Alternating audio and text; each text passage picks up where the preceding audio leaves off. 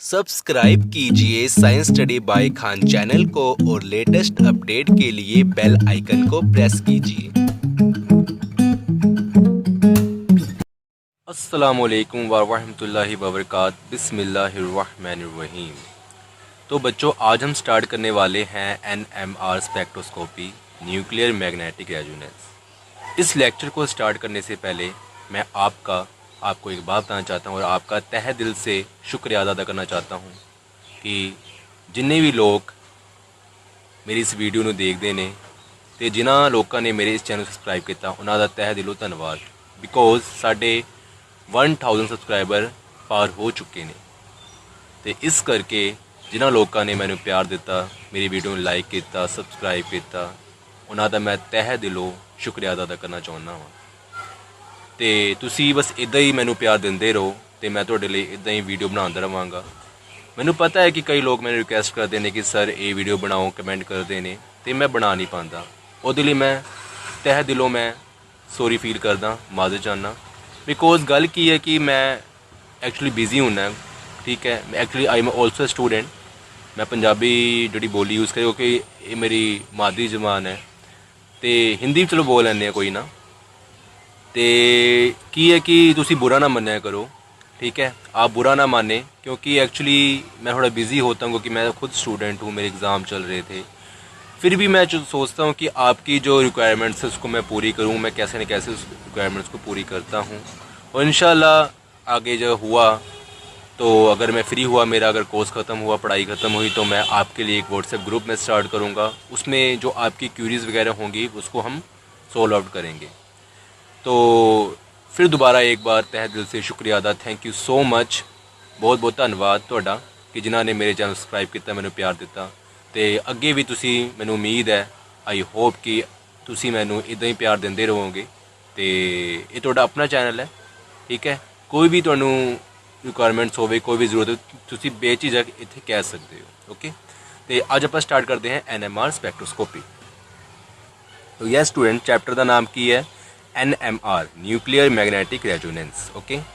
NMR spectroscopy की है proton present in nuclei and the nuclei acts as a magnet or tiny magnet due to the spin of proton, and the resonance occur in the magnet due to the electromagnetic radiations, and this process is called NMR spectroscopy। क्या इसका मतलब है कि जो जैसे हमें पता है कि हमारा जो न्यूक्लियस होता है उसमें कौन से पार्टिकल्स होते हैं। एक तो होता है प्रोटॉन जो होता है हमारा पॉजिटिव चार्ज पार्टिकल्स, एक होता है न्यूट्रॉन जिसके ऊपर कोई चार्ज नहीं होता तो वो न्यूट्रल होता है।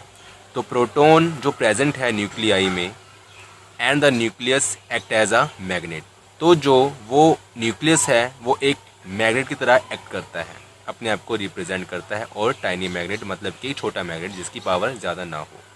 Due to the spin of proton, ये क्यों ऐसा करता है, न्यूक्लियस अपने आप को शो करता है कि वो एक मैग्नेट है, क्योंकि स्पिन ऑफ प्रोटॉन मतलब स्पिन क्या होता है, उसकी जो मूवमेंट होती है प्रोटॉन की। क्योंकि हमें पता है कि कोई भी चार्ज पार्टिकल्स हो वो कांस्टेंट नहीं रहता।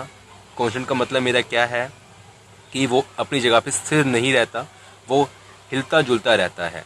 तो इसलिए उसको बोलते हैं स्पिन। तो स्पिन ऑफ प्रोटॉन, तो जब वो स्पिन करता है तो उसमें से एक मैग्नेटिक फील्ड रिलीज़ होती है। तो इसलिए वो जो हमारा न्यूक्लियस है वो एक मैग्नेट की तरह अपने आप को शो करता है। And the resonance occur in the magnet due to the electromagnetic radiations and this process is called NMR spectroscopy. और जब रेजोनेंस उसमें होता है मैग्नेट में, रेजोनेंस एक्चुअली क्या होता है कि जिसमें पोजीशन चेंज होती है। अगर वो हम देखें, इलेक्ट्रॉन का केस भी हो सकता है और प्रोटॉन का केस भी हो सकता है। तो जिसमें वो अपनी पोजीशन चेंज करता है तो उसको बोलते हैं रेजोनेंस। तो वो क्यों होती है कि हम जब बाहर से हम एक्सटर्नली इलेक्ट्रोमैग्नेटिक रेडिएशंस हम अप्लाई करते हैं तो इसलिए वो अपनी पोजीशन चेंज करता है। And this process is called NMR spectroscopy. अब यहाँ बात आती है कि प्रोटॉन स्पिन क्यों होता है। हमें पता है कि कोई भी अगर कोई चीज़ हिलती जुलती है तो उसमें से एनर्जी रिलीज़ होती है। जैसे कि आप खुद को देख लो, आप हम ह्यूमन बींग्स हैं, ठीक है। हम थोड़ा चलते हैं, वॉकिंग करते हैं या फिर हम रनिंग करते हैं तो हमें क्या होता है कि हमारे अंदर से एक एनर्जी रिलीज़ होती है। हमें स्वेटिंग होती है, हमें पसीना आता है और हमें गर्मी महसूस होती है तो हमारे अंदर से एक एनर्जी रिलीज़ होती है। या फिर आप देखो जब हम चाय वगैरह बनाते हैं, कॉफ़ी बनाते हैं, तो उसमें से एक धुआं सा जो निकलता है वेपोरेशन जो होती है, वो भी एक एनर्जी रिलीज़ ही है। मतलब कोई भी ऐसी चीज़ नहीं है इस यूनिवर्स में जो एनर्जी रिलीज़ ना करती हो। जो लिविंग थिंग्स हैं वो सब एनर्जी रिलीज़ करती हैं, और या फिर हम किसी भी नॉन लिविंग थिंग्स को भी अगर हम उसको हीट करें वगैरह करें तो उसमें से भी एक एनर्जी रिलीज़ होती है। ओके, तो ये क्या हो गया हमारा इसकी डेफिनेशन। अब देखते हैं कैसे। जैसे कि ये इलेक्ट्रॉन है, ये एक एटम है, इलेक्ट्रॉन अपने ऑर्बिटल्स में रिवॉल्व कर रहा है, और ये है कि हमारा न्यूक्लियस है, इसमें ये क्या है, इसमें प्रोटॉन है। तो मैंने ये प्रोटॉन को ब्लैक रंग से डिनोट किया हुआ है। तो ये हमारा इस केस का होगा कि जो ये प्रोटॉन है ये स्पिन करेगा, और ये जो न्यूक्लियस है ये एक मैग्नेट की तरह अपने आप को रिप्रेजेंट करेगा। तो इसकी हम देखते हैं एग्जाम्पल कैसी है। एग्जाम्पल लेते हैं हम जिसमें कि ओनली 1 इलेक्ट्रॉन हो, जिसके न्यूक्लियस में ओनली 1 इलेक्ट्रॉन हो और न्यूट्रॉन ना हो, तो वो है हमारा हाइड्रोजन एटम। तो यस स्टूडेंट, ये हमारा हाइड्रोजन एटम है H11, ये उसका फर्स्ट आइसोटोप है। तो उसमें क्या होता है कि ये हमारा इलेक्ट्रॉन है, जो हमें पता है कि जितने इलेक्ट्रॉन होंगे उतने ही प्रोटॉन होंगे। अगर उसमें एक इलेक्ट्रॉन है, अगर उसमें ही फिर एक प्रोटॉन होगा, क्योंकि number of protons equal to number of electrons. जिस एटम में जितने नंबर ऑफ प्रोटॉन्स होंगे या जितने नंबर ऑफ इलेक्ट्रॉन्स होंगे, दोनों की जो मिकदार है, इंटेंसिटी है, नंबरिंग है, वो इक्वल होगी। तो जैसे कि यहाँ पर एक इलेक्ट्रॉन रिवॉल्व कर रहा है इसके ऑर्बिटल में, जिसका शेल है, तो उसके अंदर एक प्रोटॉन होगा। ठीक है, तो ये हमारा जो प्रोटॉन है जब स्पिन करता है तो ये एक मैग्नेट की तरह अपने आप को शो करता है, रिप्रेजेंट करता है। तो अब ये बात आ गई कि जितने भी एटम्स हैं या जितने भी उनके आइसोटोप्स हैं, ठीक है, इससे अपने हाइड्रोजन के आइसोटोप्स हैं, ड्यूटेरियम वगैरह वगैरह, ठीक है, और हमारे कार्बन के अपने आइसोटोप्स हैं, तो वो सभी जो अपने एटम्स हैं उनके आइसोटोप्स हैं, उनके जो न्यूक्लियस में प्रोटॉन प्रेजेंट होते हैं। तो क्या सभी जो हमारे न्यूक्लियस है वो एक अपने आप को मैग्नेट की तरह रिप्रेजेंट करते हैं? तो मतलब मेरा कहने का मतलब क्या है, मुराद क्या है कि वो सभी NMR स्पेक्ट्रोस्कोपी शो करते हैं? तो ऐसा नहीं है, कुछ कंडीशंस होती हैं, वो हम कंडीशन पढ़ते हैं कि कौन कौन से एटम और उनके आइसोटोप्स हैं वो NMR स्पेक्ट्रोस्कोपी शो करते हैं, रिप्रेजेंट करते हैं अपने आप को कि हम एक मैग्नेट की तरह, उनका जो न्यूक्लियस है वो एक एक्ट कर रहा है। तो उसकी कुछ कंडीशंस है। तो कंडीशंस क्या है? तो कंडीशंस की ये है कि the species having proton in nucleus showing spin quantum number should more than 0 then the species are NMR active. तो जो ऐसी स्पीसीज या ऐसा एक एटम, ऐसा कंपाउंड, हम एटम की यहाँ पर हम बात करेंगे, ऐसा एटम जिसके न्यूक्लियस में प्रोटॉन है और वो प्रोटॉन स्पिन कर रहा है और उसका जो स्पिन क्वांटम नंबर है वो अगर 0 से ज़्यादा हो। ठीक है, अब ये हम स्पिन क्वांटम नंबर, इसके बारे में हम आगे पढ़ेंगे। यहाँ तक अभी हम इस लेक्चर में इसके बारे में बस ये पढ़ेंगे, स्पिन क्वांटम नंबर 0 से ज़्यादा हो, ग्रेटर हो, तो वो क्या होता है, स्पीसीज NMR एक्टिव होती है, मतलब वो स्पीसीज NMR स्पेक्ट्रोस्कोपी शो करती है। तो हम देखते हैं कुछ कंडीशंस, NMR एक्टिव सब्सटेंस कौन से होते हैं और NMR इनएक्टिव एटम से सब्सटेंस कौन से होते हैं। तो जैसे कि हाइड्रोजन 11, ये हमारा जो नीचे वाला इसके फुट में होता है, ये होता है हमारा एटॉमिक नंबर, और जो उसके हेड पे होता है वो उसको बोलते हैं एटॉमिक मास। तो हाइड्रोजन 1, कार्बन इसके फुट पे है 6, मतलब कार्बन का एटॉमिक नंबर 6 है और इसका एटॉमिक मास है 13। ये कार्बन का एक आइसोटोप्स है। तो उसमें क्या है स्टूडेंट कि ये NMR एक्टिव है, मतलब इस टाइप का जो हमारा एटम आइसोटोप्स होगा वो NMR स्पेक्ट्रोस्कोपी शो करेगा। ठीक है, similarly N714, oxygen 817, fluorine 919, proton 1531, 16 chlorine 1735। यहाँ पर बहुत आ रहे हैं बाहर, अब इसको हम रोक नहीं सकते हैं, जो अपने रोला पा रहे हैं, अपना सामान वगैरह बेच रहे हैं, तो हमें अपना पढ़ना है, इनको अपना काम करने दें, हम अपना काम करते हैं। डिस्टर्ब कर रहे हैं लेकिन इसको हम रोक नहीं सकते।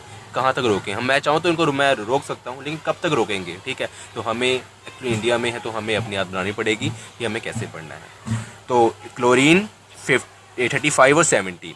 तो और जो NMR इनएक्टिव है सब्सटेंस है वो कौन से हैं? कार्बन 12, 6, ऑक्सीजन 16 और 8।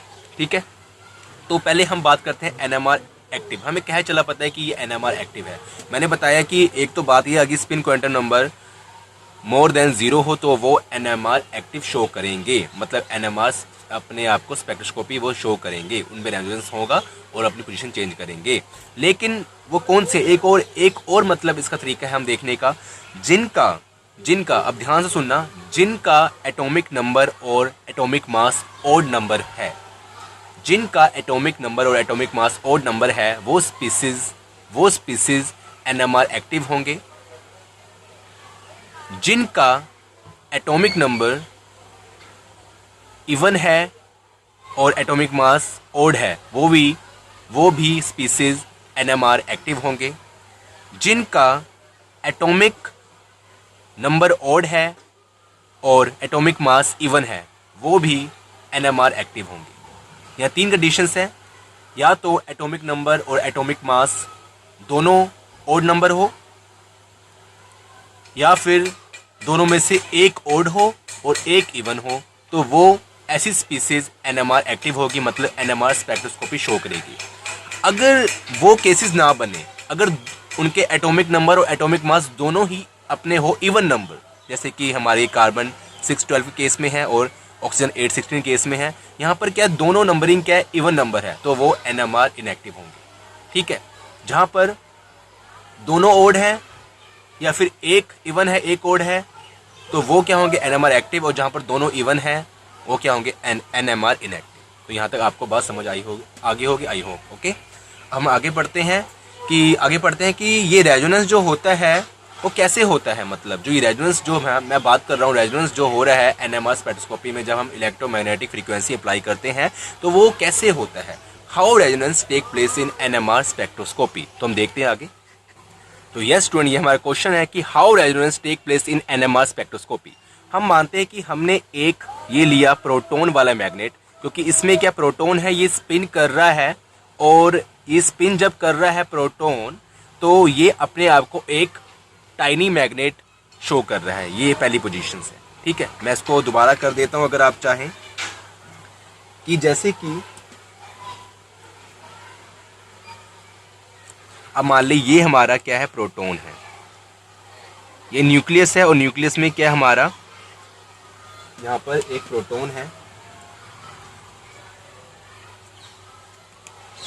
ठीक है, और ये स्पिन कर रहा है। ठीक है, तो ये क्या करेगा, अपने आप को एक मैग्नेट शो करेगा। और जब हम इसके पास एक बड़ा मैग्नेट ले आते हैं जो मेन मैग्नेट है, ये क्या मेन अपना मैग्नेट हो गया, तो जब हम इसके पास मेन मैग्नेट ले आते हैं, उसका है ये है नॉर्थ पोल और ये साउथ पोल है, ये क्या है हमारा मेन मैग्नेट। तो ये जो क्या है, ये जो प्रोटॉन वाला जो मैग्नेट है, ये क्या करेगा, अपने आप को, अगर इसका पहले हमें पता है कि अगर इसका यहाँ नॉर्थ पोल हुआ और यहाँ साउथ पोल हुआ तो ये अपने आप को फ्लिप कर लेगा, क्योंकि हमें पता है कि जो सेम पोल होते हैं, ठीक है, वो अपने आप को क्या करते हैं, रिपेल करते हैं, और जो ऑपोजिट पोल होते हैं वो अट्रैक्ट करते हैं। तो ये क्या करेगा, ये इसका साउथ पोल बन जाएगा और ये नॉर्थ पोल बन जाएगा। और ये जो पोजीशन है इस टाइम जो हमारे प्रोटॉन की, ये प्रोटॉन वाले मैग्नेट की, ये है अल्फा पोजीशन। ओके, ये क्या है, अल्फा पोजीशन।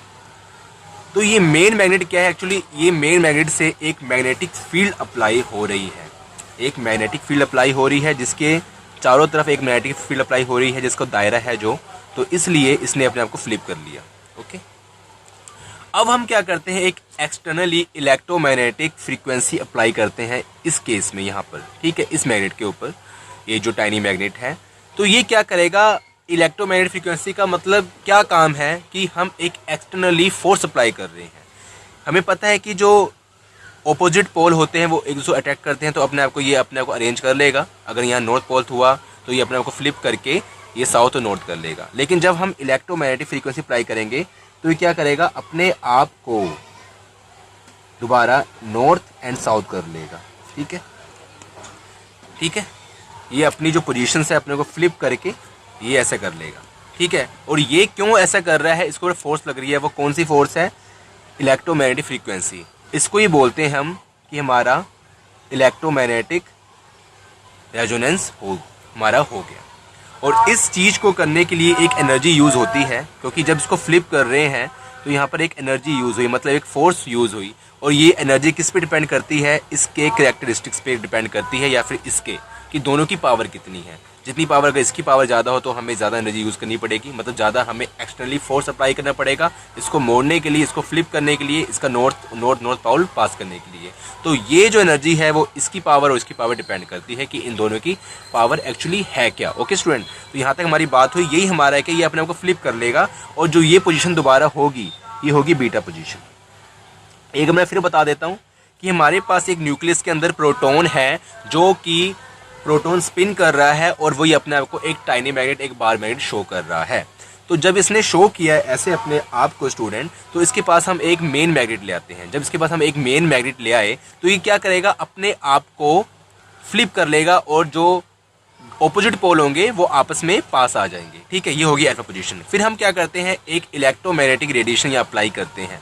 तो जब इलेक्ट्रोमैग्नेटिक अपनी रेडिएशन अप्लाई करते हैं, मतलब ये क्या, इलेक्ट्रोमैग्नेटिक जो रेडिएशन क्या है, एक एक्सटर्नली फोर्स है, हमने अप्लाई करी, ये अपने आप को फ्लिप कर लेगा और नॉर्थ पोल पास आ जाएंगे। ठीक है, जैसे कि हमने उठा के, वैसे एक मैग्नेट हमने उठा के इसको ऐसे रख दिया अपने हाथ से। ठीक है, हम यहाँ फोर्स लगा रहे हैं लेकिन हमारा हाथ का फोर्स लग रहा है ना, तो वो अभी पास में ही है। तो वो इलेक्ट्रोमैग्नेटिक जो रेडिएशंस है उनका यही काम है कि वो एक्सटर्नली फोर्स लगा के इसको फ्लिप कर देगा और नॉर्थ पोल पास आ जाएंगे, जो हमारे मतलब सेम पोल हैं वो पास आ जाएंगे। तो ये क्या हो गया, इलेक्ट्रोमैग्नेटिक रेजोनेंस हो गया। अब इसके बाद हम देखते हैं ये प्रोसेस कैसे होता है। ठीक है, ये हम देखते हैं। तो यस स्टूडेंट, इस प्रोसेस को मैं समझते हैं कि हमारे पास एक मैग्नेट है, यहाँ पर एक हम टाइनी मैग्नेट जो प्रोटॉन वाला मैग्नेट है वो हम इसको लेके आते हैं यहाँ पर।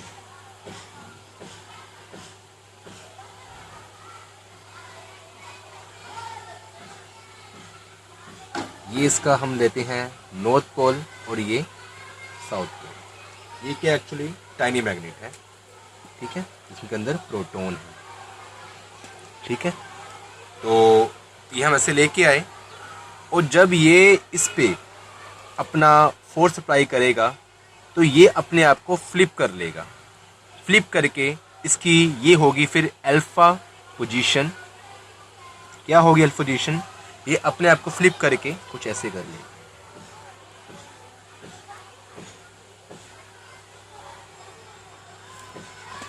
South pole and north pole, मतलब इसने क्या किया, अपने आप को फ्लिप कर लिया। पहले हम मैग्नेट इस डायरेक्शन में लाए, हमने छोड़ दिया मैग्नेट को, फ्रीली कर दिया और इसने अपने आप को फ्लिप करके ऑपोजिट जो है, ये पहले क्या था मैं दोबारा बताता हूँ। ये मैग्नेट है एक और इसकी ये फील्ड है। ओके, ये नॉर्थ पोल है ये और ये साउथ पोल है।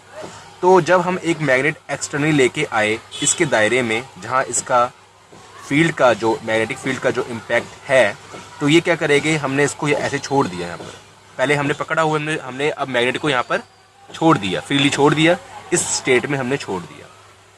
ये क्या करेगा, अपने आप को इसके मुताबिक, पोल्स के मुताबिक अपने आप को रीअरेंज कर लेगा, अरेंज कर लेगा। अरेंज किया तो ये हो गया साउथ पोल और ये होगा नॉर्थ पोल, मतलब ऑपोजिट नॉर्थ साउथ और साउथ नॉर्थ एक पास आ गए। ये यही मैग्नेट है, इसके अंदर प्रोटॉन प्रेजेंट है। ओके, अब क्या करेंगे हमने यहाँ पर स्टूडेंट इलेक्ट्रोमैग्नेटिक रेडिएशन अप्लाई करी। इलेक्ट्रोमैग्नेटिक रेडिएशन अप्लाई करी तो यहाँ पर क्या होगा, EMR इलेक्ट्रोमैग्नेटिक अपना रेजोनेंस होगा। और जब इलेक्ट्रोमैग्नेटिक रेजोनेंस स्टूडेंट होगा, ये क्या करेगा, अपने आप को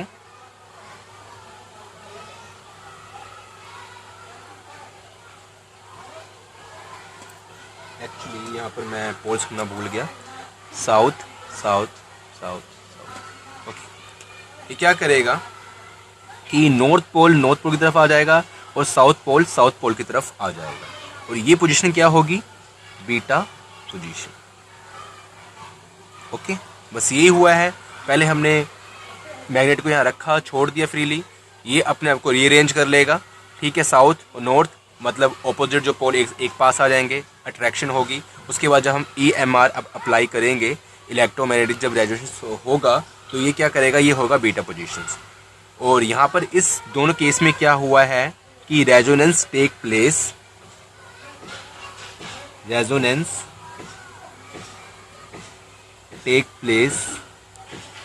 एंड नोन एज NMR।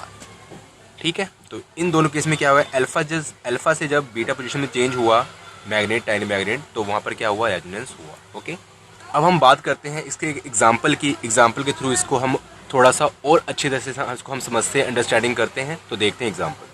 तो यह स्टूडेंट, जो हम एग्जांपल जो करेंगे उससे पहले मैं आपको एक बात और बताना चाहूँ कि जो ये रोटेशंस हो रही है हमारे इस टाइनी मैग्नेट की, ये भी इसकी भी एक कंडीशंस है। इसमें क्या होता है, जो प्रोटॉन है हमारा, अगर वो शील्डेड है, ठीक है, तो वो क्या होगा कि कम रोटेट होगा। अगर वो कम शील्डेड है, मतलब डी शील्डेड है, तो वो ज़्यादा रोटेट होगा। तो ये हम एक एग्जाम्पल थ्रू समझेंगे, उसको हम बात करते हैं कि कैसे ये प्रोसेस होता है। ओके, तो स्टूडेंट हमने एक example Lee CS3 and CS3। Okay, तो यहाँ पर पहले हम बात करते हैं कि यहाँ पर शील्डिंग और डी शील्डिंग का क्या मतलब है, क्या है वो। तो जो शील्डिंग है एक्चुअली वो क्या है कि जैसे कि ये प्रोटॉन है हमारा प्रोटॉन है ये एक्चुअली, अगर इसके पास बहुत सारे इलेक्ट्रॉन से कवर है, इसके सराउंडिंग बहुत सारे इलेक्ट्रॉन हैं, तो ये क्या हो गया, शील्डेड प्रोटॉन, शील्डेड, ठीक है, शील्डेड प्रोटॉन। और अगर इसके पास लेस इलेक्ट्रॉन है, मतलब ये कम इलेक्ट्रॉन से इसके सराउंडिंग में कवर है, तो ये क्या हो गया, डी शील्डेड। या फिर ये ऐसा हो या फिर प्रोटॉन ना भी हो। तो इसके रोटेशंस में मतलब क्या इफेक्ट पड़ता है कि जो रोटेशन अपनी रोटेशंस होती है, जैसे कि यहाँ पर 3 इलेक्ट्रॉन है, तो ये हो गया कि इक्वली शील्डेड, इक्वली शील्डेड। और अगर हम दूसरा केस लें स्टूडेंट, जैसे कि CH3 CH2OR, तो ये क्या है, इक्वली शील्डेड नहीं है, ये शील्डेड है लेकिन एज कंपेयर टू दिस ये कम शील्डेड है, तो इसको बोलते हैं हम डी शील्डेड।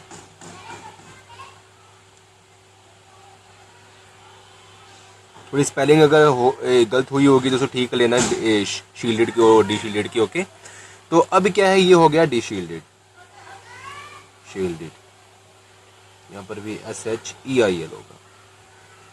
ओके, तो ये हो गया शील्डेड प्रोटॉन और ये डी शील्डेड प्रोटॉन।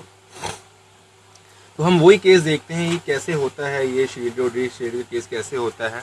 जैसे कि हमारा ये मेन मैग्नेट है, मैं आपको ऐसे ही समझा देता हूँ। ये हमारा मेन मैग्नेट है और इसकी ये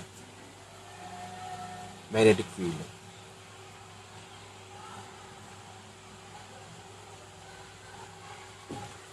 नोट,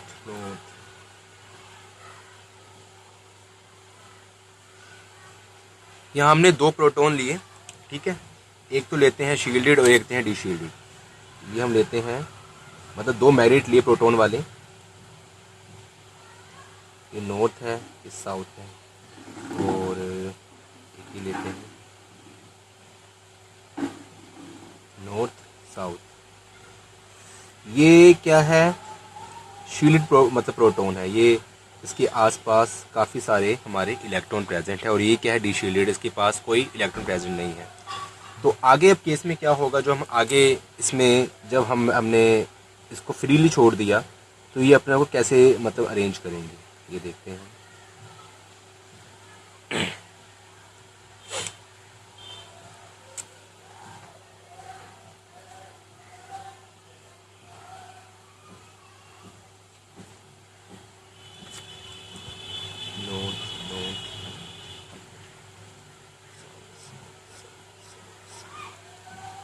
क्वेश्चन क्या होगा, जो ये वाला जो हमारा प्रोटॉन है ये थोड़ा सा मतलब रोटेट होगा, मतलब यहाँ से ये इस पोजीशन पे आ जाएगा हल्का सा, मतलब ये ऐसा हो जाएगा, देखो हल्का सा रोटेट हो, मतलब अपनी जगह से ही रोटेट होगा, ये ज़्यादा नहीं होगा। पहले ये ऐसा था, मतलब हल्का सा रोटेट हुआ और ये हुआ साउथ और नॉर्थ, मतलब हल्का सा रोटेट होगा ये। ओके, तो ये क्या शील्डेड वाला है, इसके आसपास इलेक्ट्रॉन प्रेजेंट है। और जो ये वाला होगा ये फुल हो जाएगा, जैसे हमारे पहले वाले केस में हुआ था, ठीक है।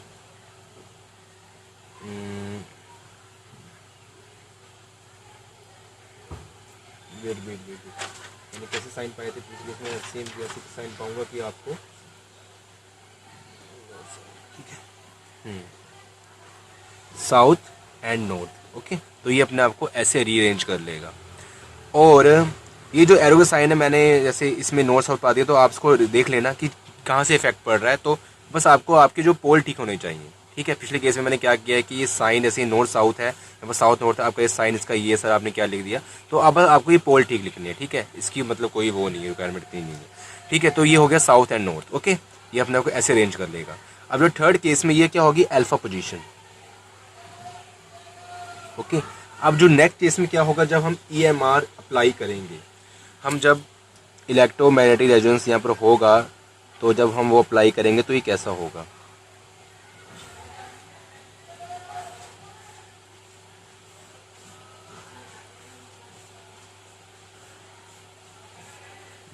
नोट इतनी ड्राइंग अच्छी नहीं है मेरी, जनाब साफ साफ बनाना एग्ज़ाम वगैरह में। तो ये क्या होगा स्टूडेंट, अभी जब EMR हमने अप्लाई किया यहाँ पर EMR, तो ये अब क्या होंगे, दोनों ही अपने आप को रीअरेंज कर लेंगे। इस टाइम पे क्या करेंगे, दोनों ही अपने आप को रीअरेंज कर लेंगे। ठीक है, क्या हो जाएगा, साउथ नॉर्थ साउथ नॉर्थ। बस इस पोजीशन में मतलब जब रेजोनेंस अकर होगा, यहाँ पर रेजोनेंस यहाँ पर हो रहा है, तो उससे पहले क्या हुआ, ये थोड़ा सा मतलब यहाँ से ये थोड़ा सा रोटेट हुआ, ये काफ़ी ज़्यादा मतलब रोटेट हो गया, और ये जब हमने EMR जो रेडिएशंस है एक्सटर्नल वो हमने अप्लाई करी, तो ये अपने आप को अरेंज कर लेंगे। ठीक है, तो ये हमारा हो गया NMR स्पेक्ट्रोस्कोपी के बारे में। अब ये यहाँ पर जो हमारी एक फ्रीक्वेंसी जो हमें मतलब जो हमने इलेक्ट्रोमैग्नेटिक जो फ्रीक्वेंसी लगाई है, तो वो क्या है, तो उसको बोलते हैं रेजोनेट फ्रीक्वेंसी। ठीक है, क्या बोलते हैं, रेजोनेट फ्रीक्वेंसी, रेजोनेट फ्रीक्वेंसी। तो रेजोनेट फ्रीक्वेंसी एक्चुअली क्या होती है, हम यहाँ लिख देते हैं उसके डेफिनेशन की, जो इन दोनों प्रोटॉन को जो ये फ्लिप कर रही है, जो हम एक्सटर्नल फ्रीक्वेंसी लगा रहे हैं, वो क्या है, उसको बोलते हैं रेजोनेट फ्रीक्वेंसी। तो यह है frequency required to change in beta position, frequency required to change in beta position. Okay student, तो यहां तक हमारी बात हो गई। ये क्या हमारी होगी, बीटा पोजीशन।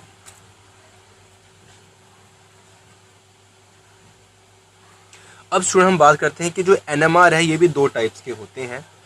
NMR होते हैं ये दो टाइप्स के, तो हम लिखते हैं। तो यह स्टूडेंट जो हमारे जो NMR स्पेक्ट्रोस्कोपी ये दो टाइप्स की होती हैं। एक में क्या होता है कि हम मैग्नेटिक फील्ड को कांस्टेंट कर देते हैं। जब हम मैग्नेटिक फील्ड को कांस्टेंट करते हैं, इसका मतलब क्या है, हम जो इलेक्ट्रोमैग्नेटिक रेडिएशन बढ़ा रहे हैं, लगा रहे हैं, यहाँ पर अप्लाई कर रहे हैं एक्सटर्नली, तो उसकी जो इंटेंसिटी हम बढ़ा देते हैं। तो एक तो इस टाइप का एक NMR स्पेक्ट्रोस्कोपी हो गई। और दूसरे केस में क्या होता है कि हम इलेक्ट्रोमैग्नेटिक फ्रीक्वेंसी को हम कांस्टेंट कर देते हैं, और इस केस में क्या होता है कि जो मैग्नेटिक फील्ड है ये हम इंक्रीज़ करते हैं। लेकिन सबसे जो अच्छा तरीका है, जो आज के दिनों में सबसे यूज़ हो रहा है, वो है ये अपना सेकंड वाला तरीका। इसमें हम क्या करते हैं कि जो इलेक्ट्रोमैग्नेटिक फ्रीक्वेंसी को कांस्टेंट रखते हैं और मैग्नेटिक फील्ड को इंक्रीज़ करते हैं, और जो हमारे फिर रिजल्ट आते हैं, जो हमारे स्पेक्ट्रम आते हैं NMR अपने स्पेक्ट्रोस्कोपी में काफ़ी अच्छे आते हैं। तो ये दो टाइप्स की हैं। पहला क्या है, पहले में हम क्या करते थे, जो ओल्ड डेज़ में हम मैग्नेटिक फील्ड कांस्टेंट रखते थे, आज भी यूज़ हो रहा है लेकिन काफ़ी छोटे मिकदार पे, थोड़े काफ़ी कम छोटे पद्धर पे ये यूज़ हो रहा है। लेकिन जो ये है सेकंड, जो इसका जो सेकंड टाइप है, सेकंड जो प्रोसेस है, ये काफ़ी हाई लेवल पे यूज़ हो रहा है आजकल NMR अपने स्पेक्ट्रोस्कोपी के केस में। तो उसमें हम क्या करते हैं कि इलेक्ट्रोमैग्नेटिक फ्रीक्वेंसी को हम कांस्टेंट रखते हैं और मैग्नेटिक फील्ड हम इंक्रीज़ करते रहते हैं, जिससे हमें रिजल्ट प्राप्त होता है। तो स्टूडेंट इसको हम अब यहाँ पर ही इसको हम करते हैं। और एक बात हम और कर लेते हैं कि इस केस में हमारा एक ग्राफ बना लेते हैं यहाँ पर, कि इस केस में जो हमारा ग्राफ है वो किस टाइप का है ग्राफ। तो यहाँ पर हम कर लेते हैं। ओके, जो स्पेक्ट्रम आया अपना, हम जो स्क्रीन पे स्पेक्ट्रम देखें वो कैसे आएंगे। स्पेक्ट्रम को अगर हम मान लें ये हमारा रेड है और ये हमारा ऑरेंज है, तो जो स्पेक्ट्रम आएगा स्टूडेंट वो किस टाइप का आएगा, आप ये देखें। आप ऐसे बना सकते हैं स्पेक्ट्रम, ग्राफ पे आएंगे स्पेक्ट्रम। इन दो केसेस के केस में जो स्पेक्ट्रम आएंगे आफ्टर रेजोनेंस। ओके,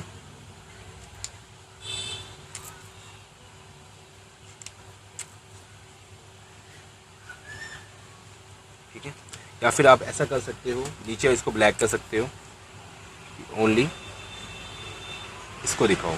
ये एक स्पेक्ट्रम रेड कलर का इसका स्पेक्ट्रम है ये, और ये इसका स्पेक्ट्रम है। ओके, ये ग्राफ पे हमने रिप्रेजेंट करना है। और जैसे कि इसकी होती है ज़ीरो और ये होती है एनर्जी, एनर्जी इस तरफ इंक्रीज़ होती है।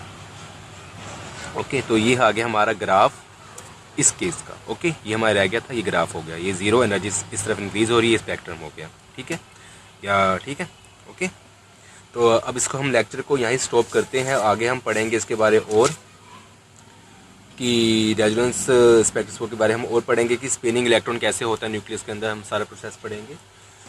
तो अगर आपने अभी तक हमारे चैनल को सब्सक्राइब नहीं किया तो प्लीज़ सब्सक्राइब कर लीजिए, और अगर आपको ये वीडियो से कुछ बेनिफिट हुआ हो और आपको वीडियो अच्छी लगी हो तो प्लीज़ वीडियो को लाइक करें, अपने फ्रेंड्स के साथ शेयर करें, और जितना हो सके अपने फ्रेंड के साथ शेयर करें, और आप अपनी रिव्यू भी दें। ठीक है, हमें आपके रिव्यू का इंतज़ार रहेगा।